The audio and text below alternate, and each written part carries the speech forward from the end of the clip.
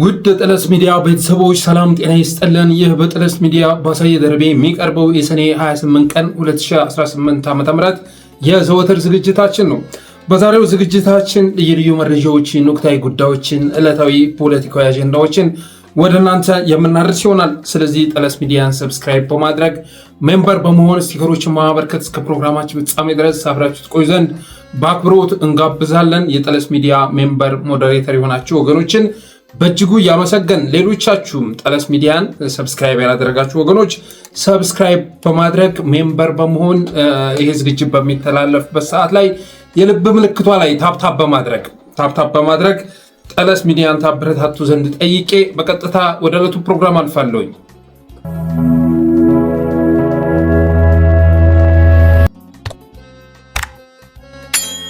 የመጀመሪያው ርዕስ የብርሃኑ ጁላ መከሰት ይመለከታል። ትናንትና ብርሃኑ ጁላ በወታደራዊ መኮንኖች ምረቃ ላይ ተገኝቶ ንግግር አድርጓል። ስለዚህ ትናንት ያደረገውን ንግግርና ከዛ ፊት የነበረውን ንግግር ሁለቱን ቀንጨብ አድርገን አይተን እንመለሳለን። ምክንያቱም የብርሃኑ ጁላ ሞራል ያለበትን ሁኔታ የሚያሳይ ስለሆነ ከዚህ በፊት የተናገረውንና ትናንት የተናገረውን ቀንጨብ አድርገን አይተን እንመለስ። ይሄ ሀገር እንደ ድሮ የተጋጨው ምን ይያልኩ እኔ በላይነት አንጥቼ ቀጥላለሁ የሚል እንትን አይሰራም። አሁን አወቃቀሩ መጥፎ ነው። እንደ ድሮ አንዱ ግራዝማች አንዱን ገፍቶ ወደ ስልጣን መጥቶ ጉብ ብሎ ሊሆን አይችልም። አሁን እንደዛ አይደለም። አሁን ኮምፕሊትሊ ነው የሚፈርሰው። ኮምፕሊትሊ ይፈርሳል። የራሱን እድል በራሱ የመወሰን ስልጣንና መብት አግኝቷል። ክልሉን ቀጠናውን ያውቃል። ሁሉም ጠመንጃ አለው። ተጠቀሙበት ዘለግ ያለ እድሜ የነበረው ጸረ ኢትዮጵያ ቅንጅት ዛሬ ደግሞ እድሳት ተደርጎለት ስሙን ቀይሮ ጽምዶ ብሎ በመሰየም ታሪካዊ የጸረ ኢትዮጵያ ሴራውን ቀጥሎ ይገኛል። የዚህ ጥምረት ወይም ቅንጅት ወይም ጽምዶ ባለቤት ከኢትዮጵያ ጫንቃ ላይ መውረድ የተሳነው የግብጽ ገዢ መደብ ነው። ብርሃኑ ጁላ እንደሰማችሁት ነው። ከዚህ በፊት እንግዲህ ብርሃኑ ጁላ የሚታወቀው ወደ ሚዲያ በመጣ ቁጥር በመወራጨት ነበር፣ በመፎከር በማቅራራት ነበር የሚታወቀው፣ ደንፍቶ በመመለስ ነበር የሚታወቀው። ዛሬ ግን ለየት ባለ ቅላጼና ለዛ ተከስቷል። በዚህ ንግግሩ ላይ ጽምዶ ከዚህ በፊት ረጅም ጊዜ የኖረ ጸረ ኢትዮጵያ ቅንጅት ነው በማለት ተናግሯል። የጽምዶ ባለቤት የግብጽ ገዢ መደብ መሆኑን አሳውቋል። የምስራቅ አፍሪካ ችግር የአንድ አዝማችና የተላላኪዎቹ ጥምረት ነው ብሏል። አዝማቹ ማነች? ግብጽ ነች። ተላላኪ የተባሉት ደግሞ ጽምዶ ላይ አባል የሆኑት ናቸው። ጽምዶን የመሰረቱት የጥላት ተቀጣሪ ሆነው አገራቸውን የሚያጎሳቁሉና ህዝባቸውን የሚያወድሙ ናቸው። ከውድመት በስተቀር ምንም አያመጣም፣ ምንም አይከሰትም ብሏል። ድሮስ ምን ሊከሰት ይችላል? ውድመት ቀላል ክስተት ነው እንዴ? ብርሃኑ ጁላ ውድመትን እንዴት አድርጎ ቀለል አድርጎ እንዳሰበው ማለት ነው። ከውድመት በስተቀር ምንም አይከሰትም በማለት ሲናገር ነበር። የባህር በር ለማግኘት በሚደረገው ጉዞ የጦር መኮንኖች ከፍተኛ ዝግጅት ማድረግ ይጠበቅባቸዋል የሚል መልእክትም አስተላልፏል። ላይ የተናገረውን ዝቅ ብሎ ሲያፈራርሰው ትሰማላችሁ። የምስራቅ አፍሪካ ችግር የአንድ አዝማችና የተላላኪዎች ጥምረት ነው በማለት ከተናገረ በኋላ ለግብጽ ከሰጠ በኋላ ማለት ነው የቀጠናውን ችግር መልሶ ደግሞ የባህር በር ለማግኘት በሚደረገው ጉዞ የጦር መኮንኖች ከፍተኛ ዝግጅት ማድረግ ይጠበቅባቸዋል፣ የጦርነት ዝግጅት ማድረግ ይጠበቅባቸዋል በማለት ወደ ሌላ ትርምስ ለመሻገር ማቀዳቸውን ይገልጻል። እንግዲህ ከዚህ በፊት ደግሞ የሀገር ይፈርሳል፣ እኛ ስልጣን ላይ እድሜ ልክ መቀመጥ ካልቻል ሀገሩ ይፈርሳል፣ አወቃቀሩ ከባድ ነው፣ እንደ በፊቱ አይደለም እያለ ነበር ብርሃኑ ጁላ ሲናገር የምናውቀው። ትግራዮች ከባድ መሳሪያውን አስረክቡ፣ ታንኩን አስረክቡ፣ ዙ23ን አስረክቡና እብስ በሉ ጥርግ በሉ እያለ ሲቀሰቅስ ነበር የምናውቀው። እንደዛ ብሎ የተናገረ ፈርዖን አይታችሁ ታውቃላችሁ እንዴ? የኢትዮጵያ የታሪክ የቅርስ ማህደር የሆነችውን ትግራይ ጥርግ በይ እያለ የሚናገር ፈርዖን ተከስቶ ያውቃል? በዚህ ደረጃ ኢትዮጵያን ለመከፋፈል የሞከረ የግብጽ ፈርዖን ተከስቶ ያውቃል እንዴ? ተከስቶ ያውቃል? አይመስለኝም። እነ ብርሃኑ ጁላ ናቸው እንደዛ እያሉ ሲናገሩ የነበሩት። የሆነ ሆኖ ግን አሁን ላይ ያ መጎራጨት ጠፍቷል ማለት ይቻላል። ድንፋታውም ቀዝቅዟል። ሞራሉም ንግግሩም አካሉም ተዳክሞ ነው የታዩት። ብርሃኑ ጁላ ሞራሉም ተዳክሞ ንግግሩም ተዳክሞ አካሉም ተዳክሞ ነው የተከሰተው ማለት ይቻላል። እኔ ይህን ስመለከት ኤታማዦራችን ታሟል ማለት ያልቀረም። ኤታማዦራችንማ ተመርዘዋል በዚህ ደረጃ መናገር እስኪያቅታቸው ድረስ ሰራዊታችን መተንፈሻ አሳጥቷቸዋል እያለ ሲናገር ብሬ መተንፈስ አቅቶት ትንፋሹ ይቆራረጥ ነበር፣ መተንፈስ ተቸግሮ ነበር። ሰራዊታችን ጉሮሯቸውን አንቆ መተንፈሻ አሳጥቷቸዋል ሲል ጉሮሮ የታነቀ ይመስል መተንፈስ ተቸግሮ ነበርና እኔ ስመለከት ኤታማዦራችን ታሟል፣ የሆነ ነገር መርዟቸዋል ወይም ደግሞ ለክፏቸዋል ማለቴ አልቀረም። ከዚህ በፊት ስዳደግ ካልሆንክ በስተቀር ስልጣን አምጡ አትልም እያለ ሲቆጣ ነበር። ታስታውሳላችሁ? ማንም ባለጌ ያሳደገ ስዳደግ ውርጋጥ ካልሆንክ በስተቀር ስልጣን አምጡ ብለህ ልትጠይቅ አትችልም እያለ ሲቆናጠር ነበር የሚታወቀው። ትናንትና ቅስቅስ ብሎ ስክን ብሎ ተማርኮ የሚያወራ ነበር የሚመስለው ብርሃኑ ጁላ። ገብታችሁ ልታወት ትችላላችሁ። ይህ በፊቶቹንም ንግግር ገብታችሁ ስትመለከቱ ነው ልዩነቱ የሚገባችሁና ተማርኮ የሚናገር ነበር የሚመስለው። ሌላው ጽምዶን የፈጠረው የግብፅ ገዢ መደብ ነው በማለት ቢናገርም እኔ ግን እጠይቃለሁ፣ ጽምዶን የፈጠረው የግብፅ ገዢ መደብ ወይስ የኦህድድ ገዢ መደብ? የኦሮሞ ገዢ መደብ ወይም ኦህድድ የሚባለው ስብስብ? ይህንም መጠየቅ እወዳለሁ። በእኔ አስተሳሰብ ግን ጽምዶን የፈጠረው ጥጋቡን መቆጣጠር የተሳነው የኦህድድ ገዢ መደብ ነው ብዬ አስባለሁኝ። ጽምዶን የፈጠረው ትግራይ፣ ለምሳሌ ጽምዶ አባላት ተብለው የተዘረዘሩትን ትግራይንም ተመልከት፣ አማራ ፋኖንም ተመልከት፣ ሌሎቹንም የክልል ኃይሎች ተመልከት። ሁሉም በሚባል መልኩ በኦህድድ መቀመጫ ያጡ ናቸው፣ እንደ ህዝብ የተዘመተባቸው ናቸው። ስለዚህ ጽምዶን የፈጠረው የግብፅ ገዢ መደብ ሳይሆን የኦህድድ ገዢ መደብ ነው የሚል አስተሳሰብ አለ። በነገራችን ላይ ጽምዶ የሚለውን ነገር እነሱ አጥብቀው ስለያዙት እንጂ ጽምዶ የሚታወቀው የህዝብ ለህዝብ ግንኙነት ነው። የህዝብ ለህዝብ ግንኙነት ነው። ሌላው ወታደራዊ ፖለቲካዊ የሆነ ግንኙነት ጽምዶ በሚል ስያሜ እንደማይጠራ የደረሰ መረጃ ያመለክታል። እነሱን አጥራት ተጠቅመን ግን ስንናገር ጽምዶን የመሰረተው እናቱ ጀርባ ላይ ታዝሎ የሚያፍጫጫው እናቱ ጀርባ ላይ የሚሸነው የኦህድድ ዘራፊ ቡድን መሆኑ መታወቅ አለበት። ይህንማ ስንት ለፍታችሁ ያዋቀራችሁትን ያጣመራችሁትን ኃይልማ ለሌላ ኃይል አሳልፋችሁ መስጠት የለባችሁም። ጽምዶን የፈጠረው ሰሜኑን ማውደም ኦሮሚያን መጥቀም ነው ብሎ የሚያስበው የደናቁርት ስብስብ የሆነው ኦህድድ ነው። ሰሜኑን በየተራ ማውደም ኦሮሚያን መጥቀም ነው የሚል አስተሳሰብ ያለው የደንቆሮች ስብስብ ነው ጽምዶን የፈጠረው። ጽምዶን የፈጠረው መሳሪያችሁን አስረክባችሁ ጥርግ በሉ የሚለው የብርሃኑ ጁላና የአዳነች አቤቤ ንግግር ነው። ወይን ነው ጥርግ የምንለው? የሰራናትን ሀገር ጥለን ወዴት ነው የምንሄደው በሚል ቁጭት የተሰባሰቡ ኃይሎች መሆናቸውን መረዳት ያስፈልጋል። ጽምዶን የፈጠሩት በትግራይ የረገፉት ነፍሳት 500 ሺህ ነፍሳት፣ በወለጋ በመተከል በሻሸመኔ ባርሲ የተጨፈጨፉት ንጹሐን ደም ነው። ይህ ነው ጽምዶን የፈጠረው። ጽምዶን የፈጠረው ጥምረት ያመጣው የኦህድድ መርህ አልባ አካሄድ ነው።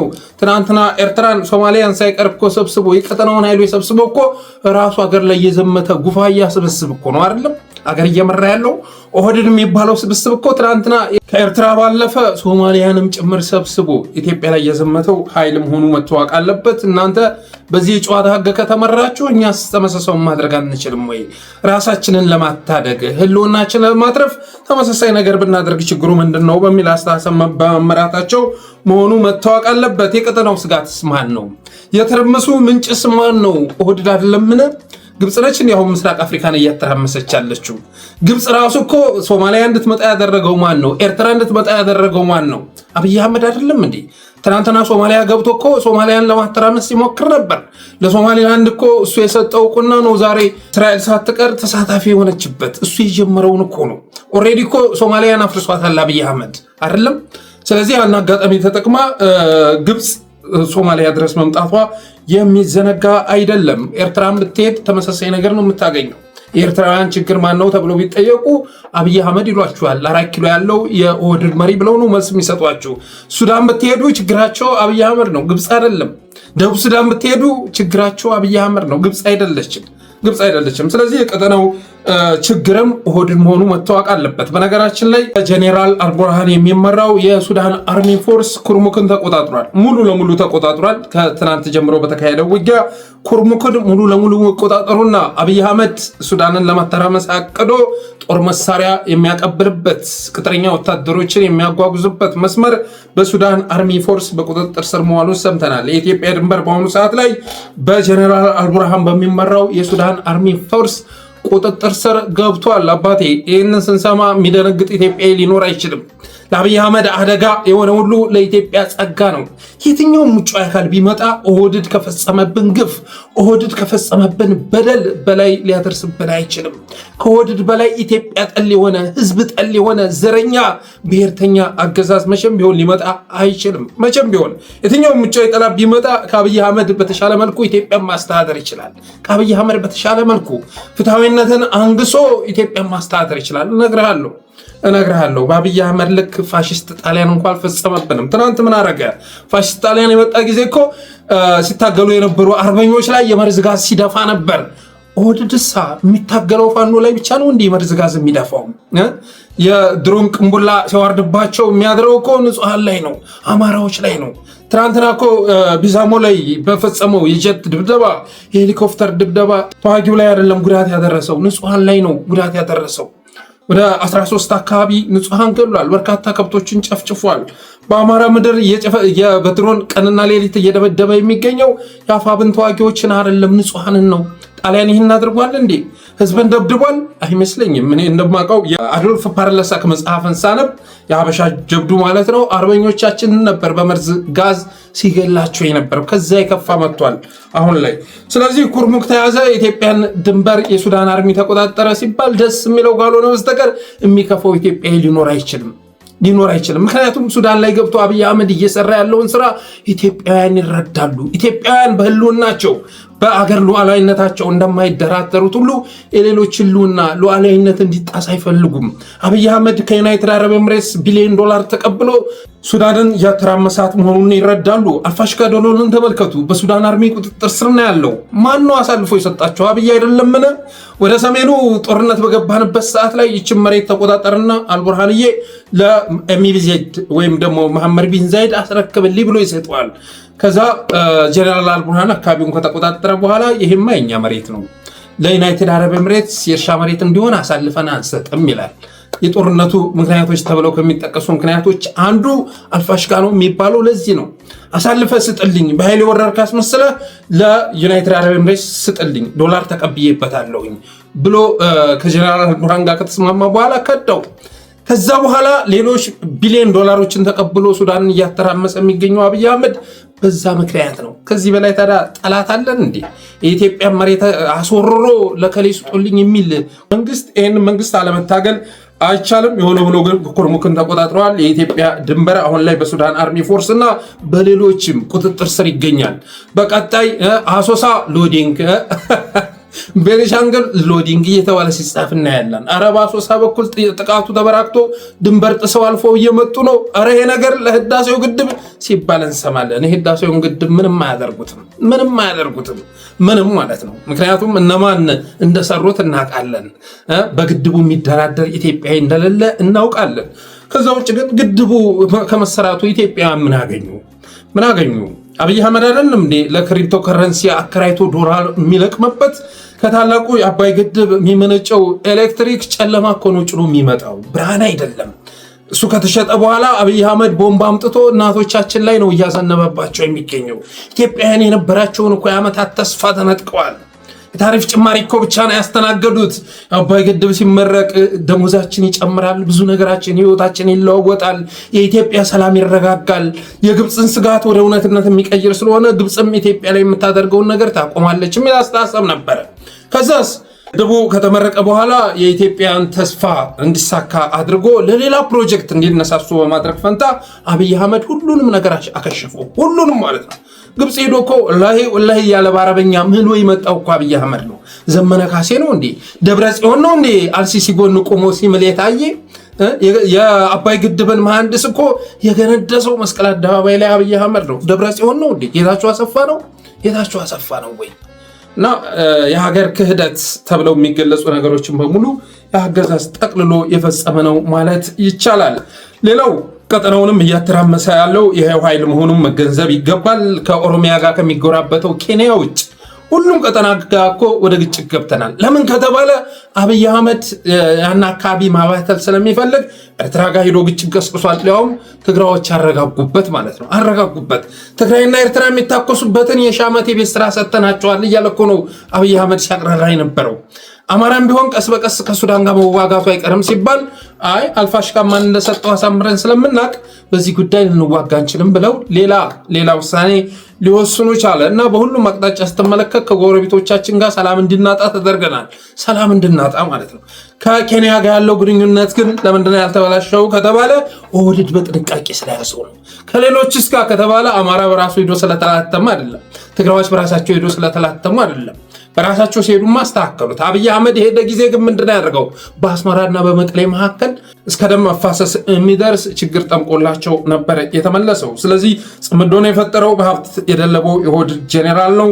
ቤታቸውን ተመልከቱት። ይሄ የጄኔራል መሐመድ ተሰማ ባህር ዳር ላይ የገነባው ቤት ነው።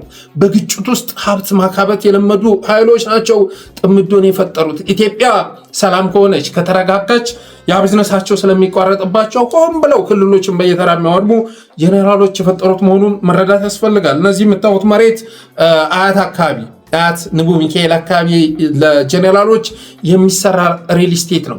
ለጄኔራሎች የሚሰራ በራሳቸው የሰሩትንማ ምነግራችሁ አይደለም። በመንግስት ደረጃ ራሱ የዜጎችን ደም ለሚያፈሱበት የትኛውን የሀገር ሉዓላዊነት አስከብረው ነው? የትኛውን በታሪክ የሚያስወድሳቸውን የትኛውን ዘመቻ አከናውነው ነው ይሄ ሁሉ ሽልማት ሲዘርፉ የኮንትሮባንድ ንግድ ላይ ሲሳተፉ የከረሙ ጄኔራሎች እንደምታዩት ቤት እየተሰራላቸው ይገኛል። የመሐመድ ተሰማን ቤት እንዳያችሁት ነው። ጥምረቱ ኢትዮጵያን የሚታደግ ነው። እነ ብርሃኑ ጁላ እንደተናገሩት ዜጎችን የሚዋድም ህዝብን የሚያጎሳቁል ሳይሆን ኢትዮጵያን የሚታደግ ነው። እየመጡ ነው። ደግሞ መረዳት ያስፈልጋል። እየመጡ ነው። እነ ብርሃኑ ጁላ የሚጮሁት ዝም ብለው እንዳይመስላችሁ። ዝም ብለው አይደለም፣ በተጨባጭ መረጃ ስላላቸው ነው። እየመጡ ነው። በመግለጫ አይደለም እየመጡ ያሉት አባቴ፣ በዘመቻ መግለጫ የሚጠብቅ ይኖራል እኮ። ሰብሰብ ብሎ መግለጫ ይሰጣሉ ብሎ የሚጠብቅ ይኖራል። እንደዛ አይደለም፣ በዘመቻ ጭምር እየመጡ ነው። በቅርብ ጊዜ ውስጥ ብዙ ለውጦች ማየታችሁ አይቀርም።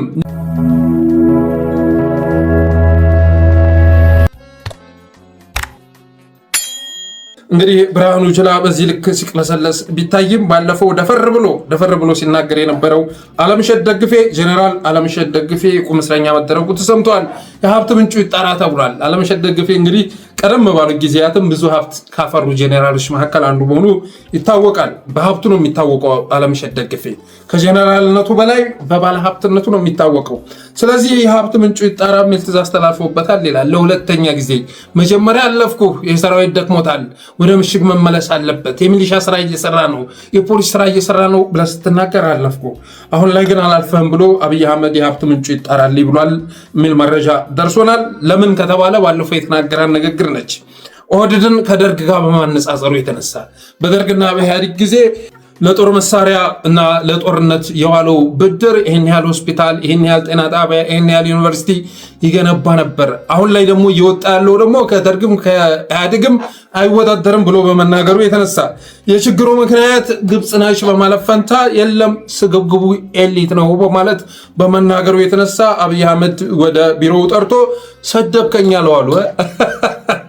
ሰደብከኝ፣ ስግብግቡ ኤሊት ያልከው እኛን ነው፣ ኦህዴዶችን ነው እንደዛ ያልከው።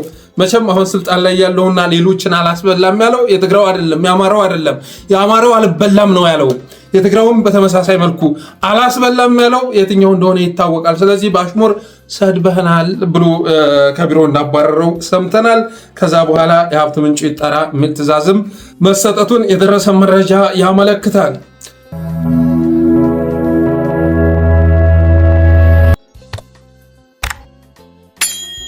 ሌላው የአብይ አህመድን ንግግር ይመለከታል። ዲያስፖራዎች ወደ ሀገራችሁ የምትመጡበት ጊዜ አሁን ነው። ይገርማችኋል፣ ይደንቃችኋል፣ ኢትዮጵያ እያማረባት ነው በማለት ጥሪ አድርጓል። በውጭ ያላችሁ ኢትዮጵያውያን ይደንቃችኋል፣ ይገርማችኋል፣ ኢትዮጵያ እያማረባት ነው። ወደ ቤታችሁ መመለስን ማሰብ የምትጀምሩበት ጊዜ ደርሷል። በማንኛውም መመዘኛ እያደገ ያለ ሀገርና እየወደቀ ያለ ሀገር ውስጥ ለመኖር ምርጫ የትኛው ተመራጭ እንደሆነ አይመከርም። ከሚያድግ ልጅ ጋር መጓዝ ያስፈልጋል። ለዚህ የአብይ አህመድ ንግግር የዜጎች መልስ ደግሞ ሰምተን እንመለስ። ምን እንብላ? ከኑሮ ውድነት ነው የሁሉ ነገር የመጣብን። ምን እንቅመስ? ይሄ ሁሉ ይመጣብን ከኑሮ ውድነት ነው። ኑሮ ደግሞ እዚህ ጋር የሚስተካከለው ነገር ሰው ጎዳና ላይ ለምን ወደቀ ብሎ ጎዳና ላይ ያሉ ሰዎች በምን አይነት ሁኔታ ነው ጎዳና ላይ ሊወጡ የቻሉት? በቤተሰብ እኔ አሁን ዛሬ ጎዳና ላይ እየወጣሁኝ እኔ መቼም ቀደም ሲል በነበረች ጥሬትና ምናምን ነገር እታገላለሁ። አሁን ኑሮውን ማዘሩ ደግሞ ከሊበታች ያለው ጄታች ያለው እጅግ እየተጎዳ ነው። በቃ ባጭሩ በጣም እየተጎዳ ነው። እና ጾማ ዛሬ ነው ዳባቶ ማለት ይቻላል። በቃ ፊኒሽድ። ክትትልና ቁጥጥር ዜሮ ነው። እናደርጋለን ነው፣ ምንም የለም። እንደኔ ከመንግስት አካልም አንዱ ነኝ። ነገር ግን የኢትዮጵያ ሕዝብ ወይ በተለይ አዲስ አበባም ሆነ የትኛውም ሕዝብ እንዴት ቤት ይቁጠሩ እንዴት እንደሚኖረው ሕዝባችን ኢትዮጵያ ሕዝብ ለዚህ ደግሞ አንደኛው ቀደም ሲል የነበረ በየክፍለ ሀገሩ ምርቶች አሉ፣ ይመረታል፣ መንግስት እርሻ አለ፣ ብዙ አይነቶች አሉ። ዛሬ ምን አለና ሙስና ነው። በብዛት ሙስና ስላለ ማህበረሰባችን በዘመድ በወገን ነው ስራ የሚይዘው። ይሄ ነገር እስካልተቀረፈ ድረስ የኑሮ ውድነት ይቀጥላል።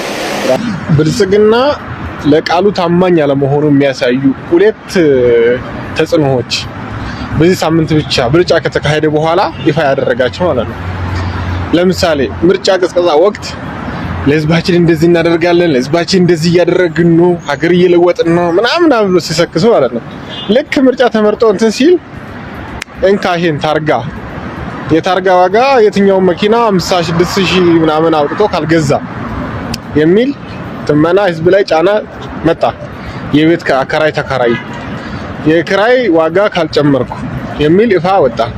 ሶስተኛ ከዚህም በፊት ከቀረጥ ነፃ የነበሩ ወደ ሀገር ውስጥ የሚገቡትን አሁን ቀረጥ ይከፈልባቸዋል፣ ብቃት ማረጋገጫ የሚለውን አወጣ።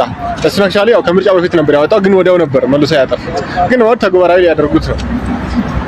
ይሄ ሁሉ ነገር ጫወታ ወዴት ነው ታዲያ የሚሄደው? ይሄ ነው ቃል በተግባር። ህዝብ እኮ ብልጭልጭ ነገር አይደለም እኮ በልቶ የሚያድረው ምግብ ነው የሚያስፈልገው። ህዝብ እኮ ሰላም ነው የሚያስፈልገው እንጂ ብልጭልጭ ነገር አይደለም። እንደሰማችሁት ነው። አብይ አህመድ ዲያስፖራዎች ወደ ሀገራቸው የምትመጡበት ጊዜ አሁን ነው። ይገርማችኋል፣ ይደንቃችኋል። ኢትዮጵያ እያማረባት ነው። እየወደቀ ያለ ሀገር ውስጥ ከመኖር ወጣችሁ እያደገ ያለ ሀገር ውስጥ ለመኖር ተዘጋጁ በማለት ጥሪ አድርጓል። እየወደቀ የተባለው የት ነው? አውሮፓ ነው። እየወደቀ ያለው ዓለም የተባለው የት ነው? አሜሪካ ነው። እያደገች እየተመነደገች ያለችው ሀገር ደግሞ ማነች? ኢትዮጵያ ነች። ልትካተም አንድ አመት ሲቀራት በአይኤምኤፍ ብድር እያንሰራራች የምትገኘው ኢትዮጵያ ነች። እያደገች ያለችው ሀገር የተባለችው ህዝቡ ደግሞ እንደሰማችሁት ነው። ምን እንብላ፣ ምን እንቅመስ፣ ጎዳና ላይ ወጣን እኮ እያሉ እያለቀሱ ሲናገሩ ትሰማላችሁ። ቀረብ ብሎ ባለይ ጥሪት እየተጠቀምኩ ነው። ቀደም ብዬ ያፈራሁት ጥሪት ስለነበር እኔ እሱን እየተጠቀምኩ ነው።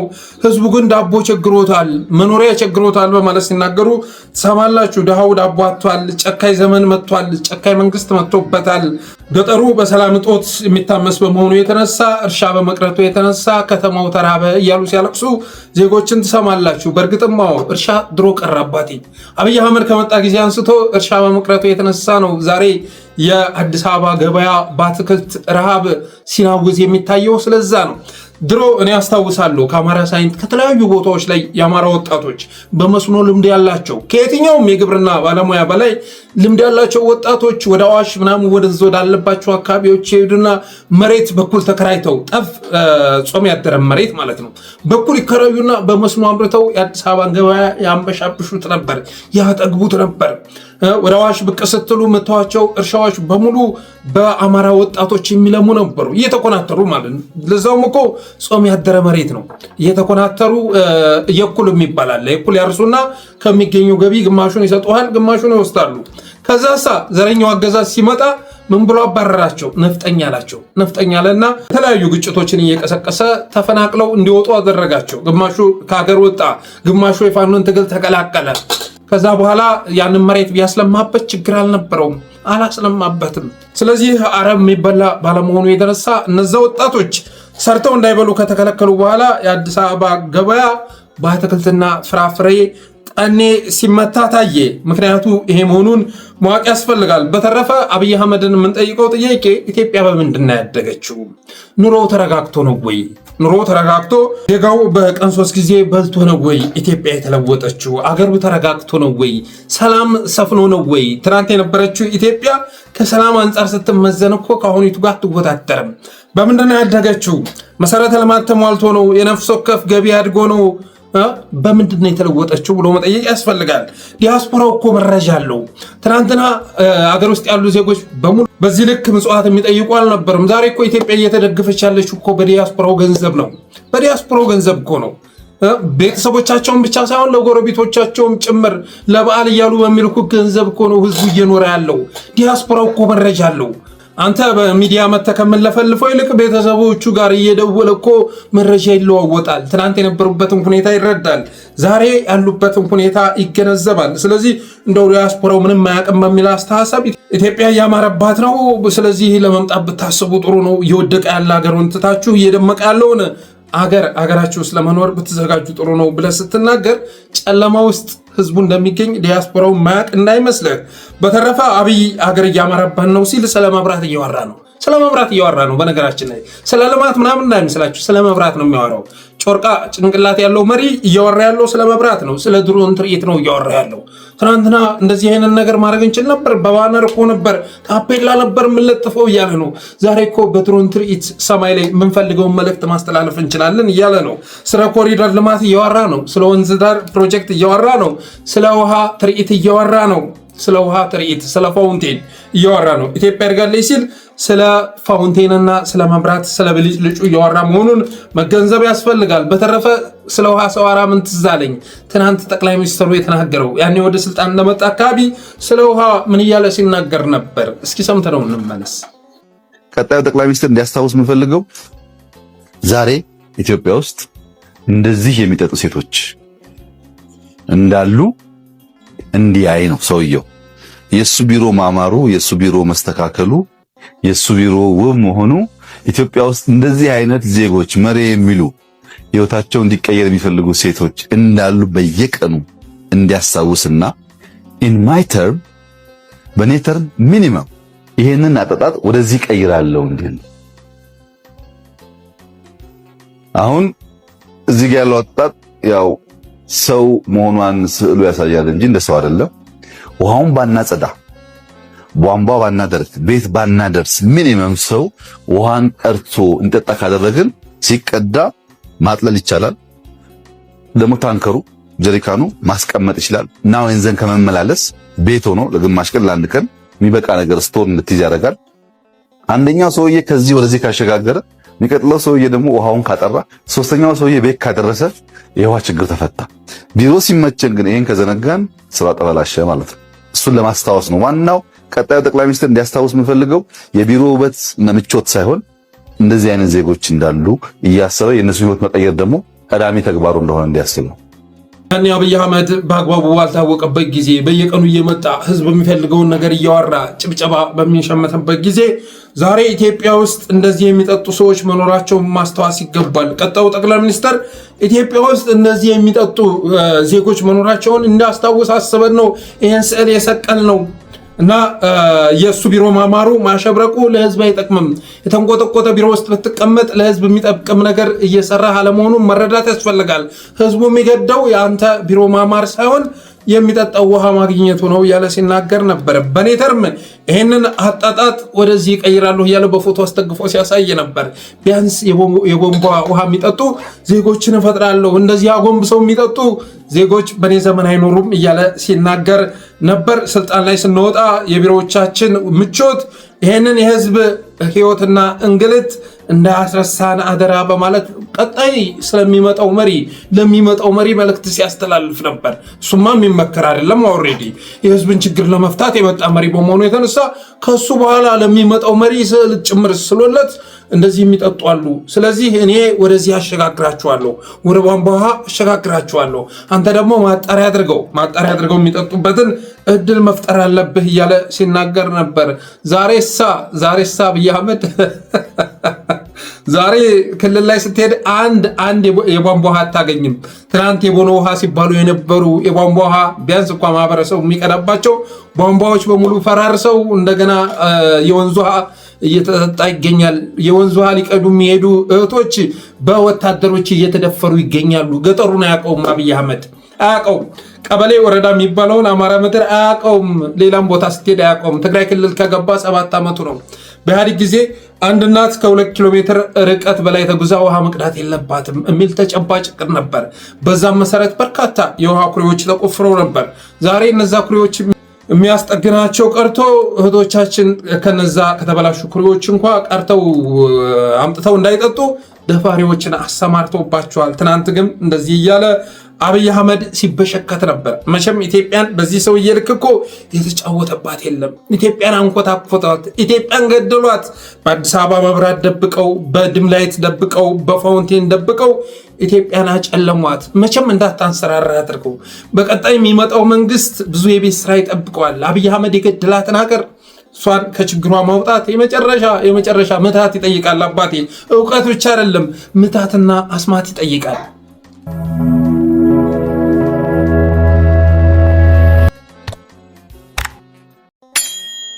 ሌላው አብይ ኢትዮጵያ እያማረባን ነው እያለ በሚናገርበት ጊዜ ወደ ጋምቤላ ያመራ አውሮፕላን እንደ ትራክተር ጭቃ ውስጥ ተዘፍቆ ነበር። ያው እንደምታዩት ነው፣ ቪዲዮም ፎቶም እንደምታዩት ነው። አብይ አህመድ ኢትዮጵያ እያማረባት ነው፣ እየተለወጠች ነው። የወደቀ ሀገር ውስጥ ምን ታረጋላችሁ? እየደመቀ እያሸበረቀ ወዳለው ሀገራችሁ አትመጡም ወይ እያለ በሚናገርበት ሰዓት ላይ የለብ ለብ አይደለም ደግሞ የምንሰራቸው ስራዎች ዘላቂነት ያላቸው ናቸው እያለ በሚናገርበት ሰዓት ላይ ወደ ጋምቤላ ያመራ አውሮፕላን ማረፊያው ላይ ጎማው ሲያርፍ አስፓልቱ ሰምጦ እንደምታዩት እንደ ትራክተር ጭቃ ውስጥ ተውጦ ታወታላችሁ። በተመሳሳይ መልኩ ከመተሃራ ወደ አዋሽ በሚወስደው መንገድ አዋሽ ወንዝ ላይ የተገነባው የብረት ድልድይ አብይ አህመድ ወደ ኢትዮጵያ ቶሎ አገር እያደገ ነው፣ ዘላቂ ልማት እየተሰራ ነው፣ ከለብ ለብ ፕሮጀክት ወጥተናል እያለ በሚናገርበት ሰዓት ላይ አዋሽ ወንዝ ላይ የተገነባው የብረት ድልድይ ከትናንት ወደ ሰኔ 26 ማለት ነው ፈርሶ እስካሁን ድረስ አስከሬን እየተለቀመ ይገኛል። እስካሁን ድረስ ከመኪናው ውስጥ አስከሬን ለማውጣት ግብ እየተደረገ ይገኛል። አባቴ እንደዚህ ነው አብይ አህመድ የሚያወራውና ኢትዮጵያ ላይ እየተከሰተ ያለው የሚገናኝ አይደለም። አስባችሁታል? ጋምቤላ ኤርፖርት ላይ ሆነ አደጋ አልደረሰም ይባላል እንዴ? እግዚአብሔር በታምሩ ስላተረፋቸው እንጂ እኮ ኦልሬዲ አውሮፕላኑ ውስጥ ያለ ህይወት የሚያልቅበት ሁኔታ ተፈጥሮ ነበር። አያሳስባቸውም? ወህድ አባቴ አያሳስባቸውም? እና በቅርብ ጊዜ አሁን ምልክቶች እየታዩ ነው። በሁሉም ቦታዎች ላይ እየተሰሩ ያሉ ነገሮች በዚህ መልኩ መፈራረሳቸው የሚቀር አይደለም። ክልል ተረስተዋል። ጥገና በጀት የሚባል ቀርቷል። አብይ አህመድ ስም ያስጠሩልኛል ብሎ የሚያስባቸውን ሪዞርቶች ለዛ በጀቱን የሚበጀት በመሆኑ የተነሳ ብዙ ድልድዮች አሁን ላይ ጥገናተው አማራጭ ሳይሰራላቸው ቀርቶ አደጋ ሲያደርሱ የምናይበት ጊዜ ወደፊት እየመጣ ነው ብዬ አስባለሁ። ይህን መናገር ያስፈለገው ለማሟረት አይደለም፣ ጥገና መቅረቱን ለማመላከት። ይሄ ድልድይ ለምሳሌ ከተሰራ 4 ወሩ 5 ወሩ አካባቢ ነው አሉ። አልተመረቀም፣ ሁላ አልተመረቀም። በቢሊዮን የሚቆጠር ገንዘብ ፈሶ ከተሰራ በኋላ ግን እንደምታዩት ማዳበሪያ የጫነ ሲኖትራክ አለፈብኝ ብሎ ተደርምሶላችኋል። ኢትዮጵያ እያማረባት ነው፣ እየተሻሻለች ነው እያለ በሚናገርበት ሰዓት ላይ የዘይሴ ማህበረሰብ እዛው ደቡብ ክልል ላይ ማለት ነው እየተጨፈጨፈ ነበር። ይህንንም ኢሰመጎ ሪፖርት ውስጥ ብትገቡ ታገኙታላችሁ። አብይ በሚናገርበት ዕለት ብቻ 3 ነገር ተከስቷል። የዘይሴ ማህበረሰብ እየተጨፈጨፈ ነበር። አዋሽ ላይ የተሰራ ከመተሃራ ወደ አዋሽ በሚወስደው መንገድ የአዋሽ ወንዝ ላይ የተሰራ ድልድይ ፈርሶ አስከሬን ለማውጣት ግብ ነበር። ወደ ጋምቤላ ያመራ አውሮፕላን አስፓልቱ ሰምጦ ጭቃ ውስጥ ከጭቃ ለማውጣት እየተቆፈረ ነበር እና ኢትዮጵያ ያለችበት ሁኔታ ይህን ይመስላል።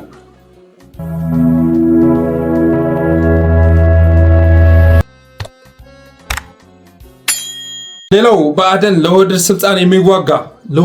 ስልጣን የሚዋጋ 30 ሺህ ሚሊሻና ፖሊስ ወደ ቆቦ ግንባር ለማዝመት እንቅስቃሴ መጀመሩን ሰምተናል። አፈሳም እያካሄደ መሆኑን ሰምተናል። ኢሰመኮ ከዚህ በፊት በአዲስ አበባ በተለያዩ ቦታዎች ላይ ወጣቶች ሲታፈሱ መንግስት በአንዳንድ ቦታዎች ላይ ያለ ፍቃድ ወጣቶችን እያፈሰ መሆኑን ሰምተናል። ይህም ነገር መቆም እንዳለበት እናምናለን ብሎ መግለጫ አውጥቶ ነበር። አሁን ትግራይ ላይ የሆኑ ነገሮች ሲወጡ ምን የሚል መግለጫ ወጣ? በትግራይ የሚካሄደው አፈሳ በጦር ወንጀል ለመክሰስ በቂ ስለሆነ መንግስታችን ይህን አቅጣጫ ይዞ እንዲገፋበት ጥሪ እናቀርባለን በማለት ጠየቀ።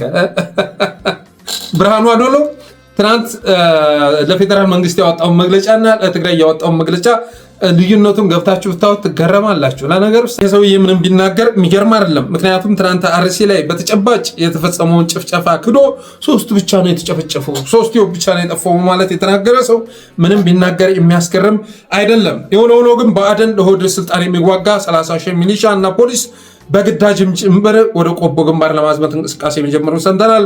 አንዳንድ ቦታዎች ላይ ፖሊሶች፣ አድማ በታኞች እየሸፈቱ መሆናቸውን የጠለስ ምንጮች ገልጸዋል። በተጨባጭ ያላችሁ በቅርብ ጊዜ እየሸፈቱ መሆናቸውን ሰምተናል። ምክንያቱም እየመጣ ያለውን ኃይል ጭራሽ የጥይት ማብረጃ ሊያደርጓቸው እንዳቀዱ ተረድተዋል። እየመጣ ያለው ኃይል በፖሊስና በሚኒሻ ይቅርና ሪፐብሊክ ጋርድ ብትል ኤሊት ፎርስ ብትል ድሮን ብትል ምን ብትል ልታቆመው የምትችለው አይደለም። ስለዚህ የጥይት ማብረጃማ መሆን የለብንም በማለት ወደ ሽፍትነት እየገቡ መሆናቸውን ሰምተናል። ኦህዴድ ጋቸና ሲርና በሚል ስያሜ አማራን የሚጨፈጭፍ ኃይል እና ከአዲስ አበባ የሚያስወጣ ኃይል እያሰለጠነ መሆኑ ይታወቃል። ጋቸና ሲርና ሄዶ አይዘምትም እንዴ? ሄዶ አይዘምትም? እኔ እኮ ምን አይነት አስቀያሚ ክሬቸር በአደን ውስጥ የሚሰባሰቡ ኃይሎች እኮ ምን አይነት አስቀያሚዎች እንደሆኑ ሳስብ ቃላት ሁሉ ይጠፋኛል። አባቴ ቃላት ይጠፋኝና ራስ ምታት ይዘኛል። አስባችሁታል? ለወድድ ስልጣን 30,000 ፖሊስና ሚሊሻ ለማስገደል ተዘጋጅቷል ብአዴን። ለነገሩ ይሄ ፖሊስና ሚሊሻ ለአማራ የሚጠቅም አይደለም። አማራን የሚዋጋ ስለሆነ በህይወት ኖረም አልኖረም ትርጉም የለውም። ኖረም አልኖረም ትርጉም የለውም።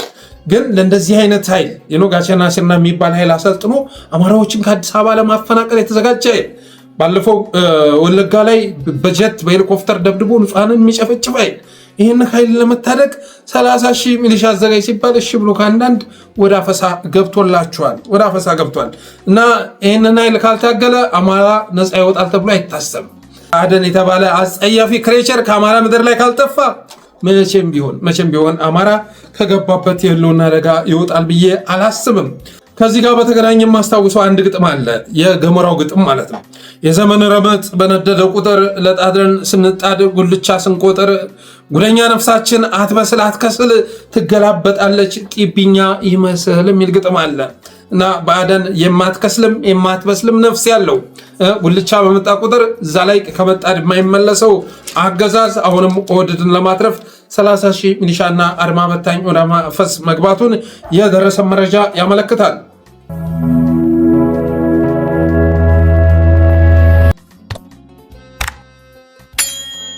ሌላው በጎንደርና በጎጃም መካከል ልዩነት መዝራት፣ በጎንደርና በወሎ መካከል ልዩነት የመዝራት ተልዕኮ የተሰጠው ኃይል ወደ ስምሪት መግባቱን የጠለስ ምንጮች ገልጸዋል። ሰምታችሁኛል። በጎንደርና በጎጃም መካከል ልዩነት መዝራት፣ በጎንደርና በወሎ መካከል ግጭት የመዝራት ተልዕኮ የተሰጠው ኃይል ስምሪት ተሰጥቶት ወደ ሶሻል ሚዲያ መምጣቱን መረዳት ያስፈልጋል። አንዱ ስለ ጎጃም የተናገረውን ለምሳሌ ከቀናት በፊት የምትረሱት አይደለም። የጎጃምን ህዝብ እንደ ህዝብ እየጠራ ሲያንቋሽሽ ነበር። ትናንት ደግሞ አንዱ በአፄ ቴዎድሮስ ላይ ተገቢነት የሌለው ቃል ሲናገር ተሰምቷል። ያችንን ቪዲዮ ይዘው አያሌው ማለት ነው ሲያናፍሱ ነበር፣ ሲያራግቡ ነበረ። የዛን ልጅ ንግግር የአንድ ህዝብ ንግግር አድርገው ግጭት ለመቀስቀስ ጥረት ሲያደርጉ ነበር። ይህንን መገንዘብ ያስፈልጋል። ዛሬ በአማራ ታገላለሁ ብሎ የሚያስብ ኃይል በፍጹም ጎንደር ላይ መጥፎ ነገር አይናገርም። ጎንጃም ላይ መጥፎ ነገር አይናገርም። ወሎ ላይ፣ ሸዋ ላይ መጥፎ ቃል ሲናገር አትሰሙም። ዛሬ ለአማራ አዝናለሁ ብሎ የሚያስብ ኃይል በፍጹም አማራን አይከፋፍልም። እንዲህ ብለን ስንናገር አንተስ ከሌ ላይ ምናምን የሚል ወቀሳ ይቀርባል። በፍጹም አሳየ ደርቤ ከፋፋዎችን እንጂ የአንድነት ኃይሎችን ተቃውሞ አያውቅም። አንድም ቀን ማለት ነው። ጎንደር ላይ መጥቶ ቢታገል ጎንደርን ከአማራ ለመነጠል ሰፊ ስራ የሚሰሩ ኃይሎችን ነው። ወሎ ላይ ወሎ ህብረትን ሲታገል የነበረው ስለዛ ነው። ጎጃም ላይ ስትመጣ በተመሳሳይ መልኩ እነ ጌትነት አለማው ጋር ግብ ስገጥም የነበረው ይሄ ልጅ ይታሰር ሲባል የነበረው ልዩነትን የሚዘሩ ኃይሎች ነው ስላገኟቸው ነው። ስለዚህ በአማራ መካከል ልዩነት ለመፍጠር አማራን ለማጣላት የሚሞክሩ ኃይሎችን ከመታገል ባለፈ አንድ ቀን ጸረ አማራ እንቅስቃሴ አድርገን አናውቅም። አንድ ቀን ህዝብን እንደ ህዝብ የተገላመጥንበት ጊዜ የለም። ያንን ካደረግንማ ሞተናል። ከሌሎች በምን ተሻል? በተረፈ ግን ዛሬ የተናገርኩትን መረጃ ልብ ማለት ያስፈልጋል። ሰሞኑን ሚዲያዎች ላይ እየተቀጣጠሉ ያሉ ነገሮችን ማስተዋል ይገባል። ጀዋር መሐመድ አንድ ንግግር አድርጓል። አንድ ንግግር፣ በጣም ወሳኝ ንግግር። እስኪ ሰምተነው እንመለስ። ከዚህ ጋር ግንኙነት ያለው ስለሆነ ራያና አድዋ አድርጎ የሚጫወተው አይነት ጎንደርና ጎጃምን የሚያደርገው አይነት ጌም አይተን እንደሆነ ኦልሞስት ኦልዌይስ ቪዚት የሚያደርገው ጎንደር ነው። ጎንደር ሁሌ ከፍ ይደረጋል። ጎጃም እንዳመጽኛ ይካሄዳል ማለት ነው። አሁን እኮ ጎንደር ቢሄዱ ያ ስልጡን ህዝብና ሀገር ከ70-80 ዓመት በኋላ ዞር ብሎ የሚያዩ መንግስት ያገኘው እኮ አሁን ነው። አሁን ፋሲል እኮ ቀንና ማታ ይገነባል። ከፋሲል ቀጥሎ ያለው ቤት አደባባይ እኮ የኛና ቤት አደባባይ መስቀል አደባባይ፣ ይሄን መስቀል አደባባይ በሚያክል መንገድ የተገነባ ነው ያለው። ፒያሳ እኮ እያሸበረቀ ነው ያለው። ጎንደር እውነተኛ ቦታዋን እኮ እየያዘች ነው። ሰርተንስ መቼ ታየ ብላችሁ ነው? ጎርጎራ ፋሲል ሆኖ ሲሰራ ምን ዋጋ አለው? ጎንደር እኮ ነው የተሰራው ያለው ኦሮሞ አይደለም። ጎንደር እኮ ነው የተሰራው የሚል ሹክቻ ሲመጣ ይሄ ነገር ችግር እንዳያመጣብን ብለን ራሱን ለምነን የጎንደርን ሪፕሊካ የሚመስለውን ነገር ባህር ዳር ላይ ስራል ነው። ጀዋር የተናገረው ንግግር ልክ ነው ብዬ አስባለሁ። በግሌ ራያዎችን ይዞ አድዋዎች ላይ ዘመቻ ከፍቷል። ከራያ እነ ዛዲግን መመልከት ይበቃል። እነ ጻርቃንን መመልከት ትችላላችሁ። እነ ጌታቸው ረዳ መመልከት ትችላላችሁ። እና የራያ አካባቢን ከጎኑ አሰልፎ አድዋዎች ላይ ዘመቻ እንደከፈተ ትረዳላችሁ። በተመሳሳይ መልኩ ጎንደርን ከፍ ማድረግ ለቃላት ያህል ማለት ነው። የተለየ ነገር ስለሰራ አይደለም። የጎንደር ፖለቲካን በማንቆለባበስ ብዙ ጊዜ ጎጃምን ሲወቅስ ታያላችሁ። ጎንደርን እንደ ልማት አርበኛ፣ ጎጃምን ደግሞ እንደ አመፀኛ አድርጎ ሲያቀርብ ብዙ ጊዜ የታየ ነው። ስለዚህ ጀዋር ምን አይነት ስህተት ተናግሮ እንደሆነ ባይገባኝም አያሌው ግን ይህንን ቪዲዮ ቆርጠው ተመልከቱ ጀዋር የሚናገረውን እያሉ ደረት ለማስጠቃት ጥረት ሲያደርጉ ነበር። ምን ውሸት ተናግሮ ነው? ከዚህ በላይ እውነት አለ እንዴ? ትናንትና እኮ ጎርጎራን ስናሰራ ምን ዋጋ አለው? ልማቱ ጥሩ ነበር፣ ጎርጎራ ጎንደር ላይ ሆነ እንጂ በማለት የተናገረው እኮ የኦሮሞ ህዝብ አይደለም የጎጃም ህዝብ ነው በማለት የተናገረ ጠቅላይ ሚኒስትር እኮ ነው ያለን አይደል እንዴ? አማራ ወኪሎችን ሰብስቦ አማራ ወኪሎ በሚል ስያሜ ባዕደኖችን ሰብስቦ አዲስ አበባ ላይ ጎርጎራን ለማልማት ስንሞክር ምን ዋጋ አለው? ጎንደር ላይ እኮ ነው በማለት የተቃወመው ኦሮሞ ሳይሆን ጎጃም የሆነው በማለት የተናገረ ሰው እኮ ነው አይደል እንዴ? ጎጃምን ብዙ ጊዜ ሲያንቋሽሽ ነው የምናውቀው አብይ አህመድ። ጎንደርን እሳ ያቺ ውብ የሆነች ከተማ ዛሬ እኮ እሷን የሚመስል መሪ አግኝታ እኮ ዛሬ መሪዎቿን አግኝታ ያለ ሲናገር የነበረው ደግሞ ለጎንደር ነው። ስለዚህ ጀዋር ያንን አካሄዱን ተረድቶ ይፋ ነው ያደረገው። በትግራይ ፖለቲካ ስንመጣ ራያና በአድዋ መካከል ክፍፍል ለመፍጠር ጥረት ያደርጋል። ወደ አማራ ፖለቲካ ስትመጣና ደግሞ በጎንደርና በጎጃም መካከል ግጭት ለመቀስቀስ ጥረት ያደርጋል። ይሄንን መቀበል ነው የሚያዋጣው። ለጎንደር እናስባለን የምትሉ ወገኖች እኒህን ኃይሎች ታገሉ። ተው፣ የጎንደርን ህዝብ እየነጠሉት ነው፣ ከአማራነት እየነጠሉት ነው። ያንን ጀግና ያንን አርበኛ የሆነ ህዝብ ከወገኑ እየነጠሉት ነው፣ እያቃቃሩት ነው፣ ጠላት እያበዙበት ነው። ዛሬ እኮ እየመጣ ያለው ጥቃት ከአድዋ ብቻ አይደለም። ብዙ ትኩረት አድርጋችሁ የጎንደር አማራ ለምሳሌ እይታውን ወደ አድዋ አድርጎ እንዲጠብቅ ነው እያደረጉ ያሉት። ዛሬ ግን ሸዋ ላይ ብዙ እየተመከረበት ነው። እነ ጌታቸው ረዳ በዚህ ልክ፣ እነ ጻርቃን በዚህ ልክ፣ ሌሎቹም እነ ሳሙራ የኑስ በዚህ ልክ አብይ አህመድን የሚያገለግሉት ያለ ምክንያት ይመስላችኋል? ያለ ምክንያት የትግራይ ታሪካዊ ግዛት የሚለው ላይ የጋራ መግባባት የሌላቸው ይመስላችኋል? እና ኦህዴድ መክሮ ጨርሷል። ከነ ጻርቃን ጋር፣ ከነ ሳሞራ ጋር፣ ከነ ጌታቸው ረዳ ጋር መክሮ ጨርሷል። ተመክሮ ያበቃበት ጉዳይ ስለሆነ ነው። ያንን ማክሸፍ ይቻል ነበር፣ አልተሻለም። ግን ለምን ከተባለ በጎንደር ፖለቲካ ስም የሚንቀሳቀሰው ኃይል አደንዛዥ መራዥ ስለሆነ አብዛኛውን መመልከት ትችላለህ። ዛሬ ጎጃም ጋር እንዲካሰስ ትግራይ ጋር እንዲታኮስ ለማድረግ ነው ስራ የሚሰሩት። እውነተኛውን የችግሩን ምንጭ ረስቶ የጎንደር አማራ ሌሎች ወገኖቹ ጋር ደራሾቹ ላይ እንዲተኩስ ነው ጥረት እያደረጉ የሚገኙት። ስለዚህ የጎንደር ፖለቲካ የሌባ መደበቂያ መሆን መቻል የለበትም። አንዱ በሚዲያ ስም 200-300 ሺህ ዩሮ ሰርቆ የሚወተፍበት፣ አንዱ በአብን ስም 263 ሺህ ዶላር ሰብስቦ የሚደበቅበት፣ አንዱ በሕክምና ስም መጥቶ የአብይን ፖለቲካ የሚያሰርጽበት መሆን የለበትም። ዶክተር አብይ ነው ምናምን የሚባል ሰውዬ ሰሞኑን ሲሰራ የነበረው ስራ የሐኪም ነው እንዴ? የካድሬ ስራ እኮ ነው። ሲበሻሸቅ የነበረ ሰው ነው። የመጨረሻ ሲበሻሸቅ የነበረ ዛሬ የምታወግዙት ሰዎች ነገ ትወቅሱታላችሁ። ይህንን ሰውዬ የመጨረሻ ከአብይ አህመድ ጋር የሚመሳሰል ባህሪ ያለው ሰው ነው። እና እነዚህ አይነት ሰዎች ደግሞ ጥምልምል ሰዎች፣ ህዝብ ጋር ብሽሽቅ የሚወዱ ሰዎች፣ የታየ ቦጋለ አይነት ሰዎች፣ የኦባንግ ሚቱ አይነት ሰዎች ትናንት መጥተው ሲሸለሙ የነበሩ ጎንደር ምድር እንዲረግጡ ሊፈቀድላቸው አይገባም። የጎንደር ህዝብ ሀቀኛ ነው፣ አርበኛ ነው። ስለ ህዝብ እያወራው እንዳይመስልህ። እያወራው ያለሁትም ስለ ጎንደር ኤሊት አይደለም። እያወራው ያለሁት ፖለቲካው ውስጥ ስለሚነፋደፉ 20 የማይሞሉ ግለሰቦች ነው። እነዚህ 20 ግለሰቦች ግን የተደራጁ በመሆናቸው የተነሳ በጀት የተመደበላቸው በመሆናቸው የተነሳ የጎንደር ፖለቲካን ከማበላሸትም አልፈው የአማራን ፖለቲካ በእጅጉ እየፈተኑት ይገኛሉ። ዘመነ ካሴ የት ነው ይሏቸዋል። ዘመነ ካሴ የት ነው ያለው? ለምንድነው ያለበትን ቦታ የማይናገረው ይሏቸዋል። የሌሎቹን ታውቃላችሁ? ሀብቴ ወልዴ ያለበትን ቦታ ታውቃላችሁ? ምሬ ወዳጁ ያለበትን ቦታ ታውቃላችሁ? ሄኖክ አዲስ ያለበትን ቦታ ታውቃላችሁ? አርበኛ መከታው ያለበትን ቦታ ታውቃላችሁ? አርበኛ ብሩክ አርበኛ ኢንጂነር ደሳለኝ ሲያስብ ሸዋ ያለበትን ቦታ ታውቃላችሁ? ለእናንተ መናገር አለበት። ና እያሉት እኮ ነው። ና ያለበትን ቦታ ሳይ መንግስታችን በድሮንም ባለው አቅም ሁሉ አሟጦ አንተን ማጥፋት ስለሚፈልግ ዘመነ ካሴ ሆይ የት ነው ያለው እየተባለ ጥሪ እየተደረገለት ይገኛል። ግሎባል ምናምን ሚዲያ የሚባል ትናንት ከዲያስፖራ ስንት ገንዘብ ሲሰበስቡ የነበሩ ጉዶች ዛሬ ወንድሞቻችን ላይ ጀግኖቻችን ላይ ዘመቻ ከፍተውባቸዋል። ለመሆኑ ከአፋብን በፊት ሌሎች አገዛዞችን ሲታገሉ የነበሩ ኃይሎች ማለት ነው። በደርግ ጊዜ ለምሳሌ ህወሓትን ማንሳት ይቻላል። እነሱ መስፍን ትግል ሜዳ ላይ ሆነው ነበር እንዴ ትግሉን ሲያቀጣጥሉ የነበሩት? ትግል ሜዳ ላይ ከሚያሳልፉ ጊዜ በላይ እኮ ሱዳን ላይ ነበር ብዙውን ጊዜ መቀመጫቸው። ግን ሱዳን ላይ ሆነው የሚሰሩት ስራ ደግሞ ትግል ሜዳው ጋር ከነበሩ ጓዶች ከሚሰሩት ስራ የበለጠ እንጂ የሚያንስ አይደለም። ዛሬም ወንድሞቻችን ብዙ አይነት ስራ እየሰሩ ነው።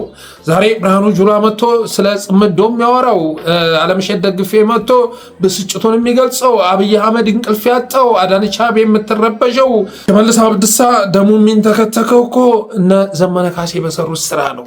እነ ሄኖክ አዲሴ በሰሩት ስራ ነው። አባቴ ዛሬ አብይ አህመድ በ3 ሳምንት በ4 ሳምንት ውስጥ ከቤተ መንግስት ሊባረር ይችላል ሊወገድ ይችላል የሚለውን ኃይል እኮ እየመሰረቱት ያሉት እነ ዘመነ ካሴ ነው። ያንን ስራ መራዊ ላይ ቁጭ ብሎ መስራት ይችል ነበር እንዴ? መራዊ ላይ ቁጭ ብሎ እኮ የሚሰራው አይደለም። በተረፈ ግን እንደ አፋብን ያለውን እንቅስቃሴ ስትመለከቱ የትኛውም መሪ ቢመጣ ከዚህ በላይ በስኬት ጎዳና ላያስገባው አይችልም። በጣም አስቸጋሪ ኃይል እኮ ነው ያለው። በአንድ በኩል ስታስገባው በአንድ በኩል የሚፈርስ አሁን እየቀዘቀዘ መጣ እንጂ እኮ ከኔ ይመራን እሱ ከሚመራን አብይ አህመድ ስልጣን ላይ ይቆይ የሚል አስተሳሰብ ሁሉ እኮ እንዲሰርጽ ተደርጎ ነበር። ያን ሁሉ አልፈው ነው አፋብንን እዚህ ደረጃ ያደረሱት። አፋብን ሲናቅ 3 ክላሽ ዞር የሚል ኃይል ነው እየተባለ ሲተረትበት ከዛ አውጥተው ዛሬ ጽምዶ ጥምረት ካውንስል የሚል ሽብር ዜና ሚዲያውን እንዲሞላ ያደረጉት እኮ እነ ዘመነ ካሴ ናቸው። ሌላው ደግሞ ህወሓት ብልጽግና መግጠሙ እኮ ችግር የለውም። ብልጽግናን እኮ መግጠሙ ችግር የለውም። ችግሩ እኮ ጦርነቱ የሚካሄደው አማራ ምድር ነው ይላል አንዱ ሲናገር ማለት። እሷ ከጎን ሆና አዎ እሱ እኮ ነው የሚያበሳጭ አንጀትህን ትክን የሚያደርገው እኮ እሱ ነው። የት ጋር ይደረግ ጦርነቱ የት ላይ ይደረግ? አማራ ክልልን ሽልክ ብሎ አልፎ ኦሮሚያ ምድር ላይ መጥቶ ጦርነት ያድርግ? ጋምቤላ ላይ ሄዶ ይዋጋ? የት ላይ ይዋጋ? መጀመሪያ ላይ ጥሩ ሀሳብ ያቀርባሉ ማለት ነው። እኛ እኮ ህወሓት እኮ ከብልጽግና ጋር መግጠም እኮ ችግር የለውም፣ እንደውም ጠላታችንን ያዳክምልናል። ግን አማራ ምድር መሆን የለበትም፣ ወሎ ምድር ላይ መሆን የለበትም ነው የምንለው። አሁን አማራ ምድር ጦርነት የለም፣ ክልላችን ይወድማል ነው የምንለው። አሁን አማራ ክልል እየወደመ አይደለም። ወሎ ላይ ጦርነት እየተካሄደ አይደለም፣ በእናንተ ቤት ማለት ነው። ኦልሬዲ እኮ የጦርነት ሜዳ ተደርገናል። ላለፉት 7 ዓመታት እኮ ትግራይ ላይ እኮ ጦርነት የተካሄደበትን ጊዜ ብትደምሩት እኮ 1 ዓመት አይሞላም። ትግራይ ምድር ላይ አማራ ምድር ላይ ነው የትግራው ጦርነት የተካሄደው። አሁንም በተመሳሳይ መልኩ ጦርነቱ እየተካሄደ ያለው አማራ ምድር ላይ ነው። እና እነዚህ ሰዎች ግን እንደዚህ አይነት ትንታኔ ሲሰጡ ትሰሟቸዋላችሁ። ይህ ሁሉ ግን ሆን ብሎ እየመጣ ያለውን ኢትዮጵያን ሊታደግ የሚችለውን እና ኦህዴድን የሚያስወግደውን ጥምረት ለማፍረስ ሆን ብሎ የሚሰራ ሸር መሆኑን ማወቅ ያስፈልጋል። በተረፈ ግን ለጎንደር ወገኖቼ እንደ አንድ አማራ የሚከተለውን አስተያየት መስጠት ፈልጋሉ። ቲክቶክ ላይ የሚንቀሳቀሱ ኃይሎች የጎንደር ፖለቲካን እያበላሹት ነው፣ ጎንደርን እየነጠሉት ነው። ትናንት ለጎንደር መልካም የሆነ አመለካከት ያላቸው ኃይሎች ዛሬ ላይ እንደዚህ ነው እንዲሉ እያደርጓቸው ነው። የጎንደር አማራ ዛሬም እየተጨፈጨፈ ነው፣ ዛሬም እየታገለ ነው፣ ልጆቹን እየሰዋ ነው፣ ብዙ ዋጋ እየከፈለ ነው፣ ሜዳው ላይ ማለት ነው። የጎንደር ሕዝብ እንደ ማንኛውም አማራ ሁሉ እየተንገላታ ነው፣ ከየአቅጣጫው እየተመከረበት ነው። ሚዲያውን የተቆጣጠሩ ኃይሎች ግን ጎንደርን እየነጠሉት ነው፣ ጎንደርን እንዲጠላ እያደረጉት ነው። አሳየ ደርቤ እስካሁን ድረስ በተናገረው ነገር ጎንደርን እንዲጠላ የሚያደርጉ ኃይሎችን ከመታገል ባለፈ ጎንደር ላይ አንድ መጥፎ ቃል ተናግሮ አያውቅም። ጎንደር ላይ ድል ተጽፎ ደስታውን ሳይገልጽ ያለፈበት ጊዜ የለም። ጎንደር ላይ አደጋ ተከስቶ ሳያነባ ያሳለፈው ሀዘን የለም። ሀቁ ይሄ ነው። ቢመረም ሀቁ ይሄ ነው። ይህን ስንናገር ጸረ ጎንደር ብለው ሊፈርጁን የሚፈልጉ ኃይሎች አይመቻቸውም። ግን የጠለስ ሚዲያ ታዳሚዎች ላለፉት ጊዜያት በየቀኑ እየመጣሁ የጠለስን ዝግጅቶች ሲያቀርብ አንድ ቀን የጎንደርን ሕዝብ ከሌላው አማራ ማሳነስ ሐሳቡም የለኝም። እንኳን ንግግሩ ይቅርና ሐሳቡም የለኝም። አማራ ነኝ ይላሉ። አማራ ነኝ። ለበሽሎም ለወለቃም ተመሳሳይ አይነት አስተሳሰብ ያለኝ አማራ ነኝ። እኔ እንደውም የተወለድኩበት አካባቢ አሁን ላይ ብልጽግና ወደ ጎንደር ሊያካልለው አቅዷል የሚል መረጃ ደርሶኛል። ወደ ጎንደር ሊያካልለው አቅዷል፣ በጌምድር ብሎ ወደዛ ሊያስገባው አቅዷል የሚል መረጃ ደርሶኛል። ስለዚህ በጉርበትናም በባህልም በብዙ ነገር ተመሳሳይ ነን። የተለየ ስነ ልቦና የለኝም። ግን ቲክቶክ ላይ ያሉ ኃይሎች የጎንደር አማራን እንዲጠላ የሚያደርግ ስራ፣ የጎንደር አማራ እንዲነጠል የሚያደርግ ስራ፣ አገዛዙ ተላላኪ ሆኖ እንዲታይ ብዙ ስራ እየሰሩ ነው። የጎንደር አማራ ግን እንደዛ አይደለም። ጀግኖቹ አሁንም እየተዋደቁ ነው። የጎንደር ጀግኖችን በመግደል ነው ኦህዴድ ወደ ስልጣን የመጣው። ወደ ስልጣን በመጣ ማግስት እነ ኢንጂነር ስመኘውን እነ ዶክተር አምባቸውን የመሳሰሉትን በመግደል ነው ስራ የጀመረው። እነ ናሁሰናይን ትናንት ገሎ አስከሬናቸውን አልሰጠም። እነ ውባንተ እነ አርበኛ መሳፍንት ልጆች እነ አርበኛ ደረጀ በላይ ልጆች ረግፈዋል። ስለዚህ ይህንንም ማስተዋስ ያስፈልጋል። እነዚህን ኃይሎች ግን በጎንደርና በጎጃም መካከል፣ በጎንደርና በወሎ መካከል ጥላቻ ለመቀስቀስ የሚሞክሩ ኃይሎችን ግን ሴራቸውን ተረድቶ ማክሸፍ ያስፈልጋል እላለሁ። በተረፈ አብራችሁ ስለቆያችሁ አመሰግናለሁ። የጠለስ ሚዲያ ሜምበር ሰብስክራይበር በመሆን ስቲከሮችን በማበርከት ሚዲያችሁን አበረታቱ ብዬ የዛሬ ዝግጅቴን ቋጫለሁ። ክበሩልኝ።